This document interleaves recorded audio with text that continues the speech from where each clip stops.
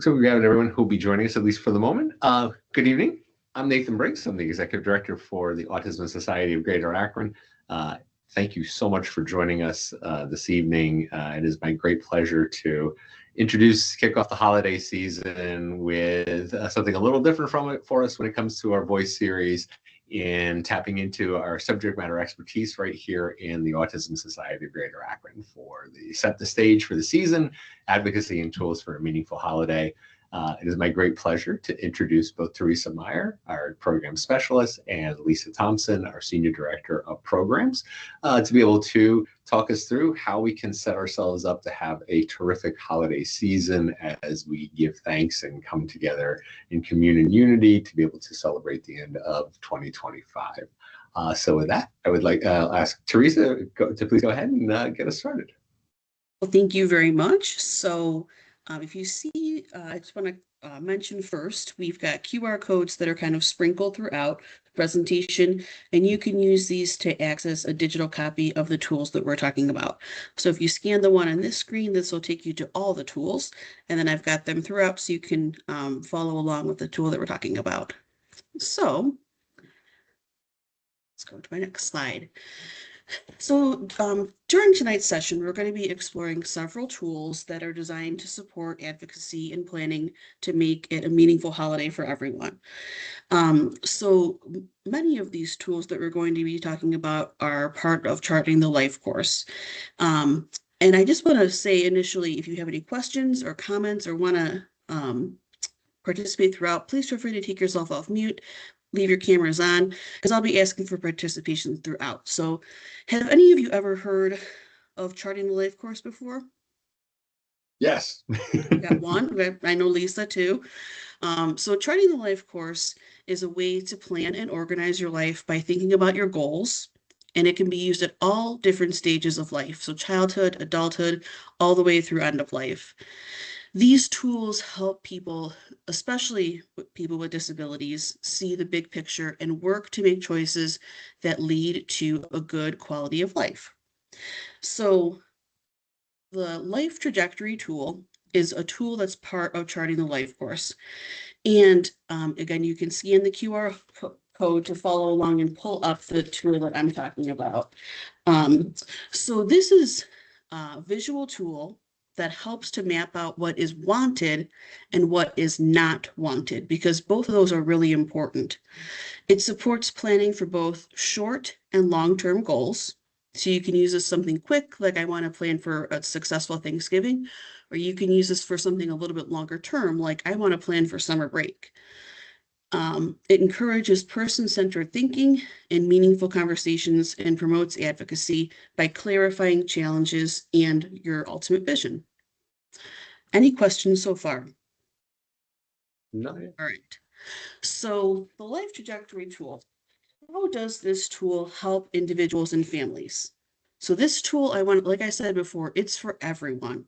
It's not just for individuals with disabilities. And this tool helps everyone define their vision for the future, especially during busy seasons like the holidays, when transitions may be taking place that your individual or your family may not be used to. It helps families identify experiences that have both hindered and supported the ultimate vision. And it helps recognize what leads towards a meaningful, inclusive life. So this is the tool that I'm talking about. And I'm going to talk a little bit about how the tool is organized. So it has two sections, the vision section, which is in yellow, and the vision section defines what is wanted and what is not wanted. And then the experiences section, and this section lists past experiences, what helped or didn't help, and moving forward, what you want to pursue or what you want to avoid. So here's a blank one, and I'm going to kind of walk through each box and show you what each box means. So in the vision for what I want box, this is where you would put down, what does your family's quote unquote good life look like this holiday season? And the section for what do you want to avoid, you can put down, obviously, what went poorly, what do you not want to have happen again? Top left, this section is what past experiences have brought connection or comfort. And then the last section is what past experiences have brought stress. And then on the horizontal, or excuse me, on the slanted line, what can you do now to set the stage for a calmer and more inclusive celebration? So as I went through these boxes and through these sections, did any past experiences come to mind, and what might you have, what might have come to mind for you that you want to put into these boxes? And feel free to take yourself off mute or put your comment in the chat. I can share. My name's Ashley. I have a 2-year-old, and we celebrated my birthday at the beginning of this month. And my family came over, our family came over, and my daughter just pretty much told everybody bye and was screaming and crying. And I'm hosting Thanksgiving this year. So I'm worried that, she's going to have a hard time um, with Thanksgiving and having our family over. So I'm trying to avoid her screaming at everyone and crying and having a meltdown during Thanksgiving. Thank you for sharing that, because that's a perfect example of the way that these tools can be used. So I think you'll be able to kind of put your own example into these boxes as we go throughout. So thank you very much, Ashley. So the trajectory is it's a conversation starter, and it's not just a form to fill out and put away for another day. It's something to be, to continue to look at.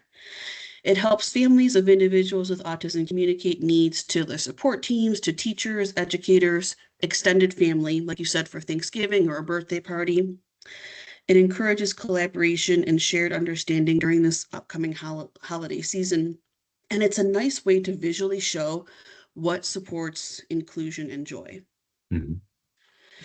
So I'm going to, for this next slide, give an example similar to kind of Ashley's little story.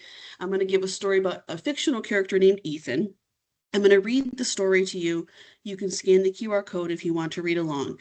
And keep this story in mind, because this is who we'll be using to fill in the tools as we go along. Okay, so Ethan is a 15-year-old who loves technology, cooking, and spending time with his cousins. He is curious, creative, and enjoys helping in the kitchen, especially when he can make a dish of his own.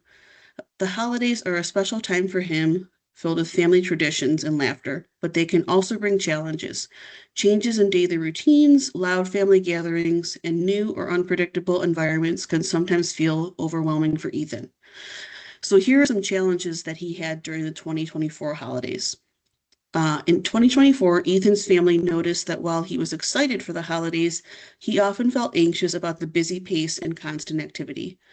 Large gatherings and noisy rooms made it hard for him to relax and stay engaged. The unpredictability of schedules, such as when dinner would start, who would be visiting, what activities are planned, sometimes led to stress or frustration.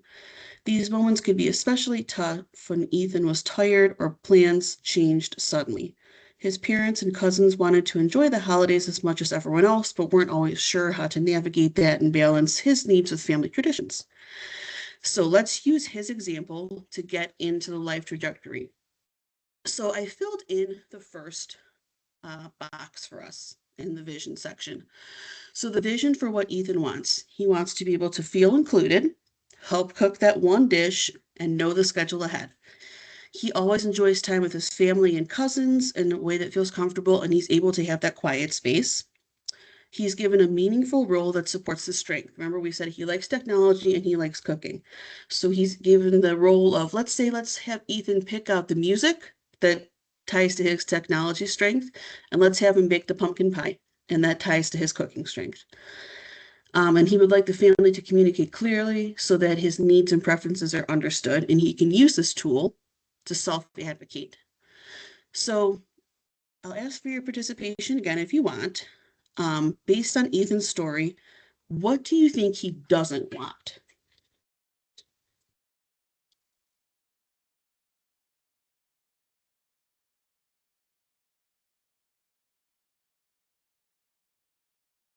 Well, and Ethan, I think you're on mute. I am. Thank you. I think after 5 years of doing this, I figured I could be on mute, but thank you, Teresa. Looking at the things that Ethan does want, One thing that I think that he would not want would be for the plan to be deviated from, because he's anticipating, I'm guessing he's predicting what will happen based on the plan. So he's probably expecting the plan to go in the order in which it's been assembled. Exactly right. He does not want sudden schedule changes. He likes to have that quiet space. He does not want to feel excluded. And another point, like I said, these tools are for everyone. He does not want mom and dad to feel too stressed out to provide support or enjoy the holiday themselves. And then the last thing is, we don't want relatives to misunderstand Ethan's needs or interpret his behaviors incorrectly. Okay, so what could help Ethan work towards his goal? I'm going to give an example, and hopefully this sparks some ideas for the next question. So here's his 2024 holiday successes. He had the visual schedule that helped him out. He was given the jobs of making the pumpkin pie and DJing the music, and he had a quiet space to make things smoother. What are your thoughts about the things that could prevent Ethan from reaching his goals?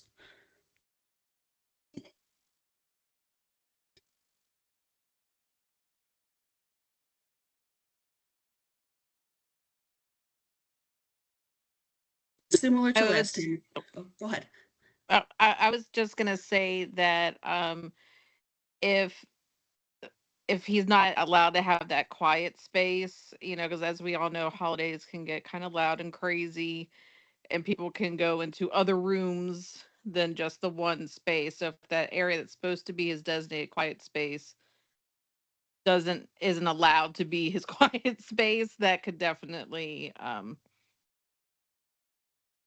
put a curveball in the plan for the day, for sure. That's exactly right. Thank you, Kelly.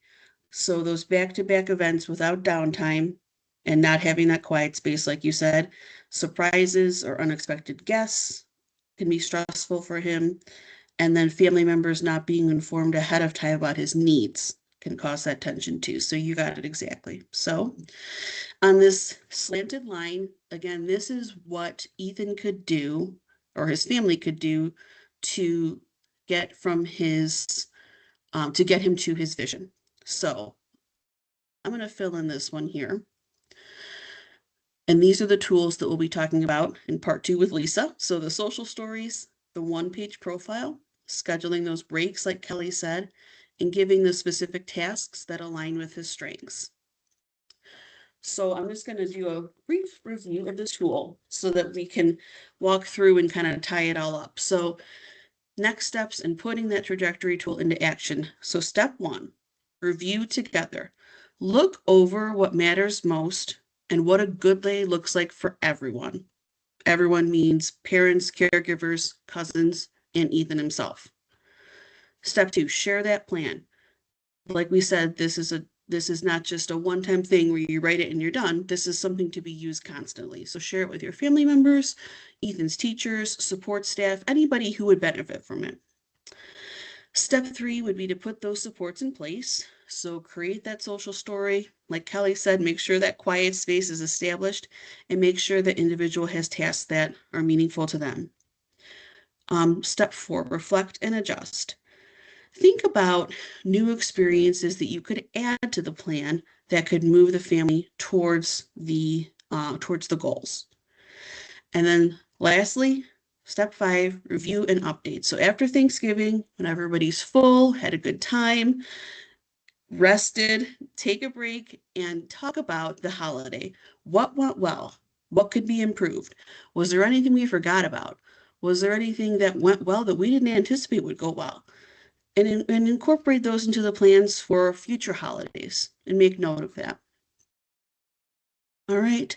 So the next tool I want to talk about, or before I go into that, any questions about the life trajectory tool? All right. Yes, actually, I do have a question around. So once my first question around the tool would be, who actually is assembling the tool? Is it the immediate family? Is it the larger group? What is the best approach to assembling the tool and then sharing it out so that everyone understands how to set Ethan up to succeed. So thank you for asking that, because again, these tools are for everybody. And in this case, with Ethan's story, this would be best to be assembled by his family or caretakers, and with Ethan present if he's able to give his input. But since this tool is for everybody, if a self-advocate is able to do it themselves, that would be perfect. So again, it can really be used by everybody, but in this example, it would be his family. Okay. And in sharing it with all the rest of the guests who are going to be coming, like what would be, is there a best practice to consider in being able to ensure that they have that information available to be prepared to help set Ethan up for success the day of the event? I would recommend sharing this in advance with the family. As you're calling to say, hey, how can I help with Thanksgiving? What can I bring? Also, I want to mention, hey, I've had this plan about Ethan. We walked through what might be meaningful for him. I appreciate you hosting. Would you mind having, a place in your bedroom, set aside as a quiet space for him? And just kind of review that plan with them. You can give them the printed plan, or even just walk through it with them over the phone, whatever works for them. Cool. Thank you. Any other questions? I'll give you a little sneak peek. The next tool I'm going to talk about is the wish list. And if you scan the QR code, you can walk along with us with the wish list too. So the wish list nicely complements the life trajectory and the other tools that we'll be talking about. And it really helps caregivers express their own needs during the holiday season and encourages that balance and person and family-centered planning. So it matters because caregivers often focus on the individual's experience and overlook their own well-being. And this promotes inclusion by supporting everyone's needs. So the key benefit really, it turns the question of, hey, what can I do to help, into a clear, actionable support. So I want to take a look at the wish list. Can everyone see the wish list? Still seeing the slide? All right, let me stop sharing and I will reshare it. Thank you, Trace. Sure. How about now? Yes. Okay, perfect. So on this page, you'll see it says help wish list. And again, this is a tool that kind of, when somebody says, hey, what can I do to help? And sometimes that creates even more of a burden, because then you have to think of, actually, well, what can you do to help? So this kind of breaks it down by different categories, and you can use this to help provide those actionable, kind of clear ways for your family and friends to help. So let's say you're hosting Thanksgiving this year, like you said, Ashley, and you look around and you're like, you know what? My yard is full of leaves and I haven't had the time to go outside because it was just my birthday. Hey, brother, can you come over and rake my yard before Thanksgiving Day? Or you have some shopping to do, some grocery shopping to do for Thanksgiving. Hey, grandma, are you able to come watch your granddaughter for an hour so that I can go ahead and do a little bit of grocery shopping before the holiday? So these are some examples here. The babysitting, sorry, it was scrolling a little bit quickly. Or if you think to yourself, I'll scroll down if I can, there's a couple blank lines at the end for the miscellaneous wishes. Anybody have any miscellaneous wishes? I wrote a couple down on my end, but any miscellaneous wishes you would ask your family for. And again, this is kind of a nice planning tool because you could think of something that you want in advance, and then when somebody asks you, you can have it ready to go. So let me know if anybody has any miscellaneous wishes. Good weather for travel. If you could pull that off, that would be delightful. Yes, yes. It's a good example. I said, bring a side dish to Thanksgiving dinner. I have another one that I think is even more important than bringing a side dish. Help spend time with my child so that I can take 10 minutes and eat Thanksgiving dinner myself. Bring a coloring book, take him aside for 5 to 10 minutes, and allow me to sit down to have dinner. Or help me clean up the Thanksgiving dishes at the end of the day. Those are just some that I thought of in advance. All right, so I'm going to go back to my PowerPoint, and I've got one more slide before I kick it over to Lisa. All right, everybody see the PowerPoint again? Good. All right, so just some key takeaways about the items that I talked about. So these tools, the life trajectory tool and the wish list, they really help the families plan from a place of intention. And the wish list, like I said, it adds that caregiver voice, making sure that their needs are part of the plan.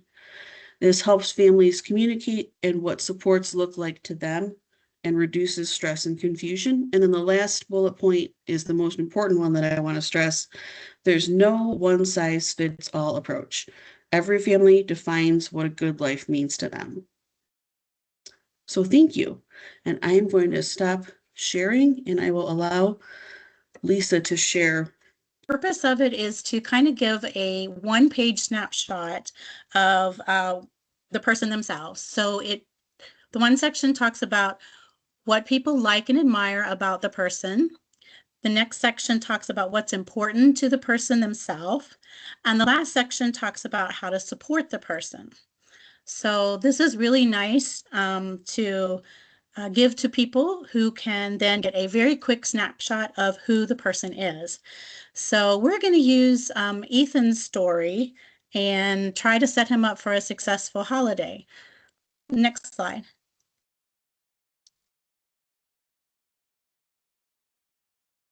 Okay. We're on how to use it for the holidays, Lisa. I can't see that. We are So- able to see it, so. Okay, very good. So how we're going to use it for the holidays. So now we've done the trajectory and we have determined what we like or what we want our holiday to look like and what we don't want it to look like. So now we can fill out this one-page profile to hopefully guide those choices. So you can share this one-page profile with the family that you're gathering with, the host of the gathering as well. And that way they can help set up the areas for Ethan to have a calm space, or maybe they can know what activities to plan for him.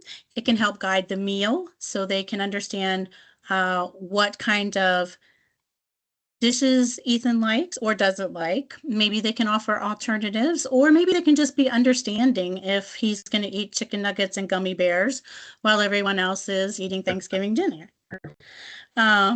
That's acceptable as well, and very much what we want, because we know our kids don't eat all of those traditional foods. So now we're going to go ahead and use Nathan's, Nathan, we're going to use your story, Ethan's story, to set him up for success. So next slide.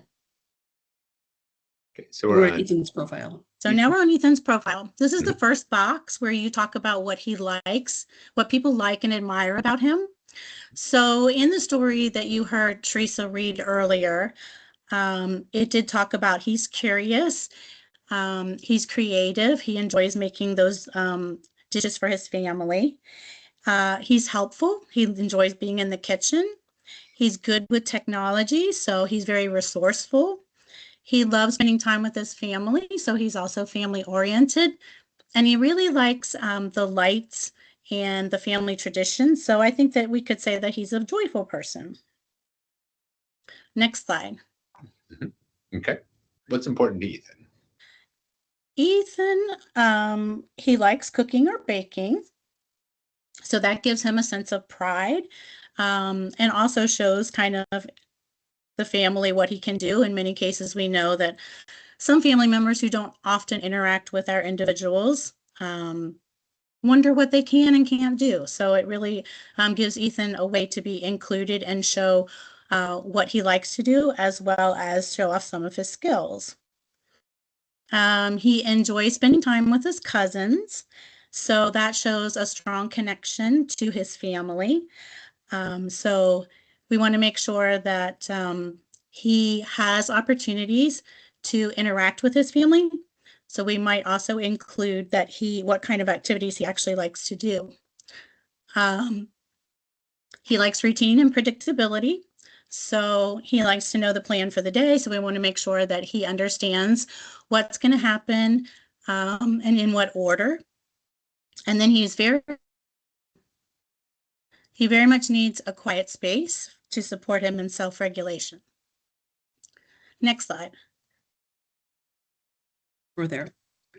How to support him? I'm sorry. This is Nope. not going to work for me. I'm going to have to jump off. I'm about to cough. I am so sorry. Over. No worries. worries. I can take off how to best support me. So we have for the next part of the profile, how to best support me. Tell me the schedule ahead of time so that I know what is going to be happening. So provide that visual Teresa, schedule. if you want, you know this just as well as I do. Why don't you take over? Yep. Can everybody hear me? We're good. Okay. So give him a quiet space if the house gets too loud. Give him those dim lights or headphones. Help him in the kitchen. Or let me help in the kitchen, like making that pumpkin pie. Warn me if plans are going to change so I can get ready. Keep conversations calm and be sensitive to the volume in the house and allow him to give some breaks. And some things that he likes to do during breaks are play board games and hide and seek. Who wouldn't like that? All right, what is a social story? So before I go into the social story section, any questions about the one-page profile? Nope. All right, moving right along. So what is a social story? It's a short narrative designed to help individuals understand social situations. You know, I was going to say by a show of hands, but if you want to pop into the chat or come off mute, how many of you have used social stories with your individuals before? I certainly have. Nathan? Mm-hmm. Absolutely. Yeah. Kelly says yes. All right. So these are great tools. They're pretty easy to put together and can be tailored really to any situation. So let's walk through the steps on how to create a social story. Step 1. First, what activity needs to be explained? And in this case, we're going to be doing one for Thanksgiving. Number 2, use clear language, short sentences, and you can use some pictures. Mm-hmm. Step 3, describe those steps in order, what will happen, what the person can do, and how others will help. Step 4, add those quick visuals. Number 5, keep it positive and focus on what you'd like to have happen. And step 6, read that story together before doing the activity to help your individual prepare. All right, so we're going to walk through my holiday celebration. So, Teresa, Kelly's got her hand raised. Oh, sure. Kelly? I accidentally hit the thing for saying, yes, I used a social story before. Sorry. Nope. All right. So this is an example of a holiday social story. And this one says the holidays are a time when families celebrate together. We eat special food, give gifts, and spend time with people we love. On Christmas Eve, I will wake up at home. Later, we will go to grandma's. There will be lights and music. I will see family members. And you can see throughout here, the language is kept pretty simple and the images correspond with the language as well. If I feel tired or need a break, I can go to my quiet space. I can use my headphones to read a book. I can ask mom and dad for help. Mom and dad will tell me what is next. They will help me find my quiet space. Grandma will have snacks I like. And like Lisa said, keep it positive. So that helps kind of reinforce, hey, grandma's going to have snacks. And who doesn't like snacks? I know my son always needs a snack for the 20-minute drive home from grandma's house to our house. So I can definitely relate to that. And here is my plan for Christmas Eve. First breakfast, then drive, then grandma's, then dinner, then gifts, then quiet time. Holidays can be fun. I will do things I like. I will have breaks when I need them. I will have a happy holiday. All right. Any questions about that social story?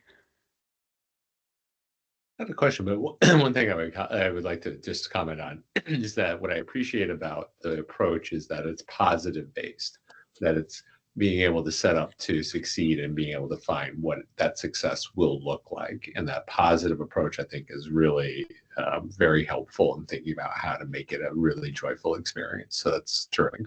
Yes. All right, so here she has done Don't Compare. And I think what a good holiday looks like for your family could look different than what a good holiday looks like for another family. And they shouldn't reflect what people want them to be. It should be what is best for your family and your individual. Traditions don't have to look the same. I see she has a tray of chicken nuggets, which is perfect. And that if that's what works for your family, then that's what you should do. So here are some ideas for Thanksgiving time. She's got some activities here, and if you scan that QR code, you can access a placemat, turkey name, jokes, a prayer, treat bags, and the social story. Any questions before we kick it over to Nathan to talk about some of our upcoming events?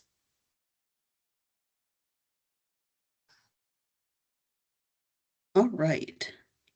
So I Nathan, I have will. one question about the Oh, go joke. ahead. If I tell the joke, would it make me a turkey for Thanksgiving? Yeah, maybe. Maybe. Outstanding. Okay. Well, thank you, Teresa, and thank you, Lisa, as well, for walking through this. And I hope that each of you have found this to be the beginnings of something helpful and useful in thinking about how to set up for success for the holidays.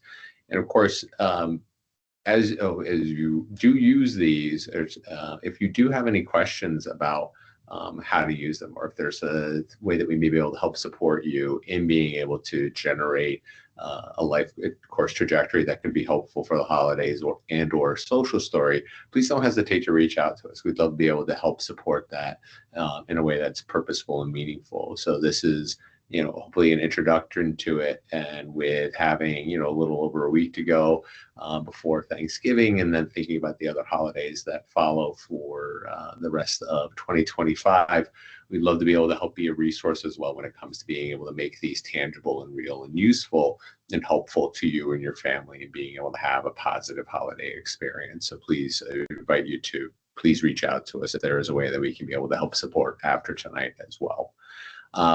So thank you again, Teresa, and thank you, Lisa, for putting this together and setting up, hopefully, all of us to be able to help have a very healthy, happy holiday season. And I just would like to also thank each and every one of you that is a part of our autism community here in Northeast Ohio. We just had a really successful event a couple of Saturdays ago in being able to commune in unity. And it just reminded me of just how much this community means to each of us, and being able to be here together and working together to be able to help ensure that we all have access to that quality of life, and helping to lower the barriers to that and a sense of belonging. And looking ahead to the end of this year and looking through the lens of our 5 core services, here are a series of things that we'll be doing between now and the end of the year that we invite you to please come and join us at, to be able to celebrate, to be able to find joy, and to be able to commune in unity as the autism community that we are. Thinking particularly of the Adapted North Pole Adventures, both on December 2nd and December 9th. We're going to have a couple of special guests as our conductors for each of those, which we're really excited to be able to have that happen, as well as the special guest of all that's coming, that'll be on board that for both of those trains, which will be truly delightful. And Santa will also be making a couple of appearances on the first 2 Saturdays of December. Please go ahead and scan the QR code that will bring you to our website, so you'll be able to explore registration for these events. That would be really delightful to be able to see everyone. When it comes to our advocacy, with the holidays coming up, this will be the final voice session that we have. However, we're already starting to plan for 2026.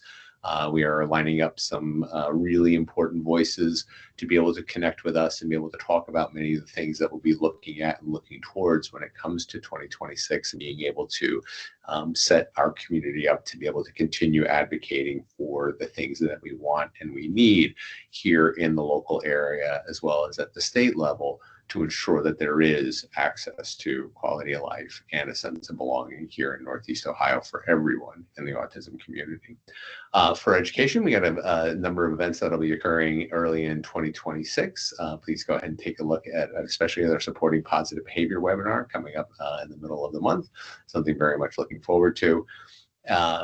Jumping down to support for just a second, one of the things we're really proud of and grateful for, Teresa has very graciously gone through a specific set of trainings to be able to present at parent cafes in Portage County.